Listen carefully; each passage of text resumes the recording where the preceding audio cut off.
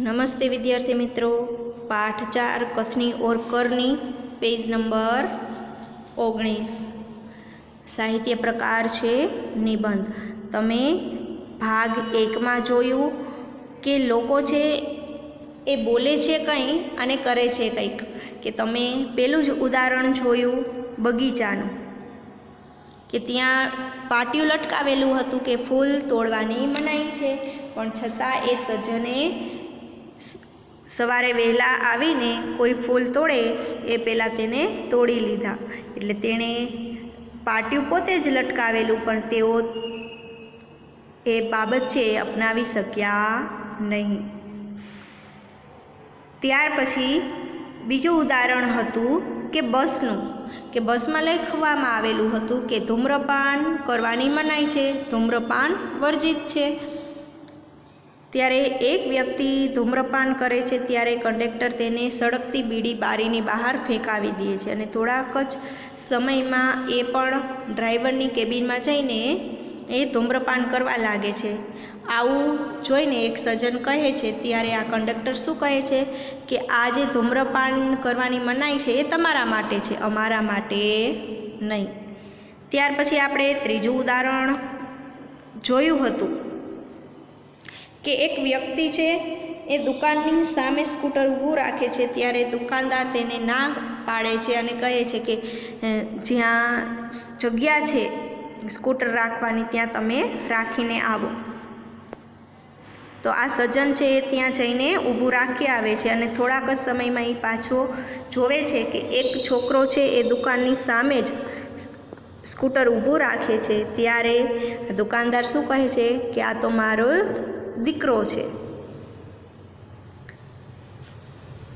એટલા માટે મનાઈ કરે છે પણ પોતાના માટે એ પાલન કરી શકતા નથી। ત્યાર પછી કેટલાક લોકો એવા પણ હોય છે કે જેઓ આદર્શની વાત કરે છે પણ જે અપનાવવા માટે તેઓ આદર્શ ભૂલી જાય છે, પોતાના માટે ભૂલી જાય છે અને બીજાને યાદ કરાવે છે। તો આવું જ બને છે। એક દિવસ एक सज्जनना घरे एनो मित्र छे तेने मळवा आवे छे। बंने मित्र छे वातचीत करता होय छे। एवामां दरवाजो कोई खखडावे छे अने बारीमांथी जोवे छे तो मकाननो मालिक होय छे, भाड़ुं लेवा माटे आवेलो होय छे।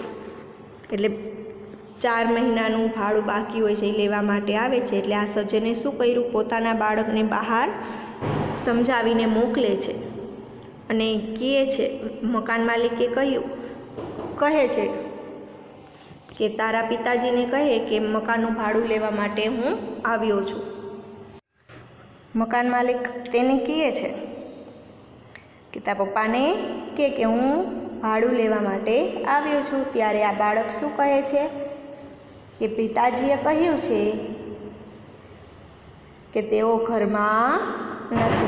આ વાત સાંભળીને मकान मालिक तो हसवा लाग्यो अने घरमां बेठेलो तेनो मित्र पण हसवा लाग्यो अने पेलो माणस छे ए शरमाई गयो। हवे त्यार पछी आगळ पेज नंबर 21। एक सज्जन ने अपने पोते को यह सिखाया था कि हमें कभी किसी काम को गलत ढंग से नहीं करना चाहिए, सदा अपनी बारी की प्रतीक्षा करनी चाहिए। कि एक सज्जने प्रतीक्षा यानी इंतजार शू कहे छे कि एक सज्जने पोताना पौत्रने शीखवाड्युं कि आपणे कदी कोई काम खोटी रीते न करवुं जोईए, हमेशा पोताना वारानी राह जोवी जोईए। त्यार पछी पेज नंबर 22। एक दिन की बात है, वे जल बिजली के बिल जमा करने गए कि एक दिवसनी बात छे, तेओ नळ अने वीजळीनुं बिल भरवा माटे गया। साथ में उनका 8 वर्षीय पोता भी था अने तेनी साथे तेमनो 8 वर्षनो पौत्र पण हतो। तमे अहीं आ चित्रमां जोई शको छो। बिल जमा करने वालों की लंबी कतार देख कर वे कोई उपाय सोचने लगे कि बिल भरनाराओनी लांबी लाइन जोईने ते कोई उपाय विचारवा लाग्या। उन्होंने खड़े हुए लोगों को ध्यान से देखा। તેમણે ઊભેલા લોકોને ધ્યાનથી જોયા। आगे ही एक परिचित व्यक्ति खड़ा दिखाई दिया कि आगळ ज एक परिचित व्यक्ति ने उभेला जोया। वे तुरंत उसके पास गए और बोले। ते तरत ज तेनी पासे गया अने बोल्या, बेटा ये बिल तुम घर पर ही भूलाय कि बेटा आ बिल तू घरे ज भूली आव्यो छे, लो इसको भी जमा करा दो, कि लो आ पण भरी दो। वह व्यक्ति कुछ बोले उससे पहले ही बिल व राशि उसके हाथ में थमा दी कि ये व्यक्ति कहीं बोले ते पहला ज बिल अने रकम राशि यानी रकम तेना हाथ में मूकी और एक तरफ जाकर खड़े हो गए अने एक बाजू जईने ऊभा रही गया। पोता बार बार कहने लगा। तेमनो पुत्र वारंवार कहवा लाग्यो, दादाजी लाइन में लगिए ना, दादाजी लाइन में ऊभा रहो ने। उसकी बात सुनकर लोग हंसने लगे। तेनी बात सांभळीने लोको हसवा लाग्या। कई लोग ऐसे होते हैं कि केटलाय लोको एवा होय छे जो आदर्श की बातें तो करते हैं, जो आदर्शनी बातों तो करे छे पर उन्हें अपनाते नहीं, पण तेने अपनावता नहीं। इस प्रकार का आचरण अच्छा नहीं होता। आवू आचरण सारू न कहवाय, आवो व्यवहार सारो न कहवाय। ऐसा आचरण करने वाले को कभी सम्मान नहीं मिलता। आवू आचरण करनाराओने क्यारेय पण आदर मान मळतुं नथी। वे हंसी के पात्र बनते हैं, तेओ हास्य पात्र बने छे। इसलिए हमें कथनी और करनी में सदैव समानता रखनी चाहिए। एटला माटे आपणे कथनी अने करनी हमेशा तेमां एकता राखवी जोईए, समान राखवी जोईए। हो कथनी करनी एक समान जग में मिलता तब सम्मान, होय कथनी करनी एक समान जगत में त्यारे मळे छे सम्मान। त्यार पछी पेज नंबर 23 तेमां शब्दार्थ आपवामां आवेला छे, मुहावरा छे, त्यार पछी अभ्यास छे। सोचकर बताइए, ईश्वर ने मनुष्य को अन्य प्राणी से किस प्रकार श्रेष्ठ बनाया है। तो तमारे सांभळवानुं छे। हूँ अहींथी कहूँ छूं कि ईश्वर ने मनुष्य को सोचने, विचारने और कल्पना करने के लिए, ईश्वर ने मनुष्य को सोचने, विचारने और कल्पना करने के लिए मस्तिष्क दिया है। उसने मनुष्य को अच्छे बुरे का निर्णय करने के लिए विवेक बुद्धि दी है। वाणी का वरदान भी केवल मनुष्य को ही मिला है। मनुष्य जैसा सुंदर शरीर किसी दूसरे प्राणी को नहीं है। इस प्रकार ईश्वर ने मनुष्य को अन्य प्राणियों से श्रेष्ठ बनाया है। पछी बीजू, धूम्रपान वर्जित है कहाँ कहाँ और क्यों लिखा होता है। तो धूम्रपान वर्जित ऐसा बसों और रेलगाड़ियों जैसे सार्वजनिक वाहनों में लिखा होता है। अस्पतालों, सिनेमा गृहों और दवाखानों में भी धूम्रपान न करने की चेतावनी दी जाती है। बाग बगीचे, पुस्तकालय, प्रतीक्षालय, धर्मशाला और सार्वजनिक शौचालय आदि स्थानों पर ऐसी पट्टियाँ लगी होती है। धूम्रपान से वायु प्रदूषित होती है। प्रदूषित वायु में सांस लेने से छाती और फेफड़े की कई बीमारियां होती है। इसलिए सार्वजनिक स्थानों पर धूम्रपान की मनाही की जाती है। फूल सबको अच्छे क्यों लगते हैं। तो फूल रंग बेरंगी होते हैं, बधाने गमता होय। शा माटे तो कि रंग बेरंगी होय छे। उनमें से मन भावनी सुगंध निकलती है। फूल प्राकृतिक गहनों का काम करते हैं। फूलों के तोरणों से स्थान और फूलों की मालाओं से मूर्ति की शोभा बढ़ जाती है। फूलहार का उपयोग विशिष्ट व्यक्ति का सम्मान करने में होता है।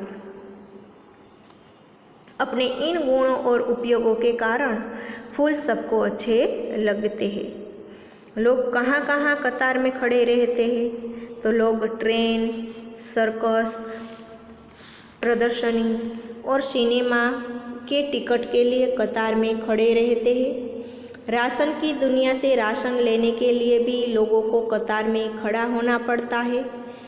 लाइट या टेलीविज़न के बिल भरने के लिए भी लोग कतार में खड़े रहते हैं। बस में चढ़ने के लिए भी यात्री कतार में खड़े होते हैं। शहरों में, मॉल में कई की गई खरीद का बिल चुकाने के लिए कतार लगी रहती है। बैंक में लोग कतार में खड़े होकर पैसे जमा करते हैं या निकालते हैं। इस प्रकार लोग आवश्यकता के अनुसार अलग अलग स्थानों पर कतार में खड़े होते हैं। त्यार पछी प्रश्न नंबर 2, विराम चिन्ह और उनके नाम की जोड़ बनाइए।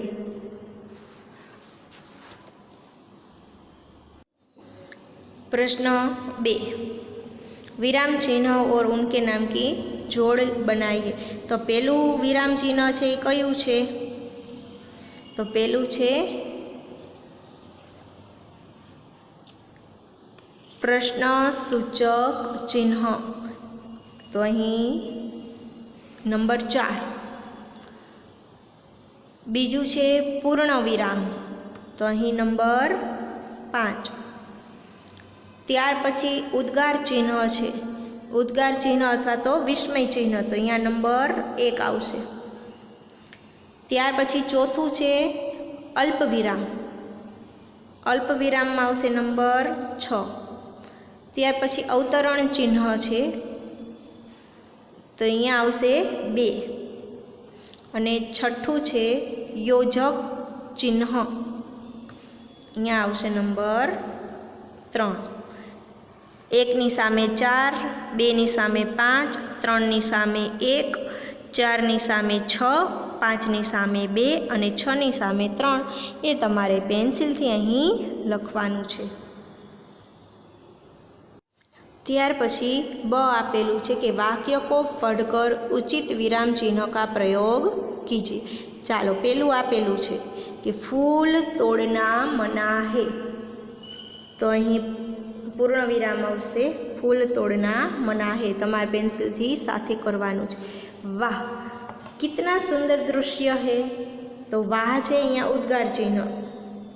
आया कितना सुंदर दृश्य है, छेले पण उद्गार चिन्ह। त्रीजू, बसों में लिखा होता है धूम्रपान वर्जित है। तो बसों में लिखा होता है अहींया अल्प विराम। धूम्रपान वर्जित है त्यां अवतरण चिन्ह आवशे आवी रीते। धारा रात दिन पड़ती रहती है पूर्ण विराम। पौधे बारिश में ही क्यों लगाए जाते हैं? तो प्रश्नार्थ चिन्ह।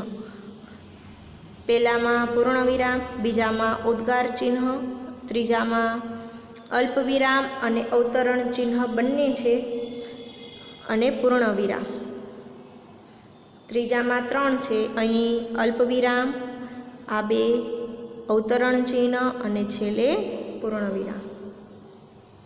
त्यार पछी चौथा में पूर्ण विराम अने 5मा में प्रश्नार्थ चिन्ह। त्यार पछी प्रश्न नंबर 3 छे कि निम्नलिखित वाक्यों में से जातिवाचक संज्ञा के सामने आसपास वर्तुळ चिन्ह कीजिए।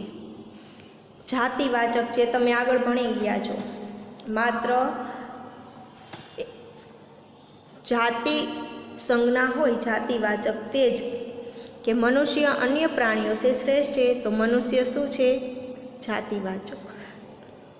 आखा जातिनो बोध करावे छे। शिल्पा ने 4 पौधे लगाए हैं। तो अहीं आवशे पौधे। शहर के लोग सुबह शाम टहलने जाते हैं। शहर। फूल सबको अच्छे लगते हैं। तो अहीं पण शुं आवशे? फूल। त्यार पछी प्रश्न नंबर 4। प्रश्न नंबर 4, कथनी और करनी में समानता रखने में मुश्किलें आती है या नहीं, चर्चा कीजिए। आवे के न आवे? तो घणीवार एवुं पण बने जे तमे कीधुं होय अने ए प्रमाणे न करो तो क्यारेक मुश्केलीनो सामनो पण करवो पड़े छे। त्यार पछी प्रश्न 5 छे, परिच्छेद पढ़कर प्रश्न के उत्तर दीजिए। तो सौ प्रथम आपणे आ पेरेग्राफ वाँचीशुं। विद्यार्थी मित्रों तमारे पण पाठ्यमां ध्यान आपवानुं छे। हुं अहींथी वाँचुं छुं, तमारे पण साथे वाँचवानुं। आप शुद्ध हृदय से इस बात पर विचार करें कि माता, मातृभूमि और मातृभाषा का आप पर भी ऋण है। एक जननी आपको जन्म देती है, एक की गोद में खेल कूद कर और खा पीकर आप पुष्ट होते हैं, और एक आपको अपने भावों को प्रकट करने की शक्ति देकर आपकी सांसारिक जीवन को सुखमय बनाती है। કે શું કહે છે આમાં કે શુદ્ધ હૃદય પર આ વાતની વિચાર કરવાનો છે કે માતા, માતૃભૂમિ અને માતૃભાષાનું ઋણ છે આપણી ઉપર। એક છે માતા જે આપણને જન્મ આપે છે, એક છે જેને આપણે ખોળામાં રમીને અને ખાઈ પીને મોટા થયા છીએ, અને ત્રીજું છે જે આપણને આપણા ભાવોને પ્રગટ કરવાની શક્તિ આપેલી છે। जिसका आप पर इतना उपकार है कि उसके लिए कुछ करना क्या आपका परम कर्तव्य नहीं है? प्यारे भाइयों, उठो, आलस्य छोड़ो, काम करो और अपनी मातृभाषा की सेवा में तत्पर हो जाओ। इस व्रत का पालन करना तलवार की धार पर चलने के समान है। अत्यंत खेद का विषय है कि आज अधिकांश भारतवासी अपनी मातृभाषा की उपेक्षा करते हैं। वे अंग्रेजी बोलकर अपने अहंकार तथा दूषित मनोवृत्ति का परिचय देते हैं। जो अपनी मातृभाषा का तिरस्कार करता है उसे कभी देशभक्त नहीं कहा जा सकता। ત્યાર પછી પેજ નંબર 25 પર થોડાક પ્રશ્ન આપવામાં આવેલા છે, એ તમારે ગોતીને અહીં લખવાનું છે કે हम पर किस किस का ऋण है। तो પેરેગ્રાફમાં આવેલું हम पर माता, मातृभूमि और मातृभाषा का ऋण है। तमारे अहीं पेन्सिलथी लखवानुं छे। शुं लखशो? तो लखो पेलू माता, मातृभूमि और मातृभाषा। बीजू, माता का ऋण हमें क्यों अदा करना चाहिए? क्योंकि उसी ने हमें जन्म दिया है, क्योंकि उसी ने हमें जन्म दिया है। त्रीजो प्रश्न, किस व्रत का पालन करना अत्यंत कठिन है?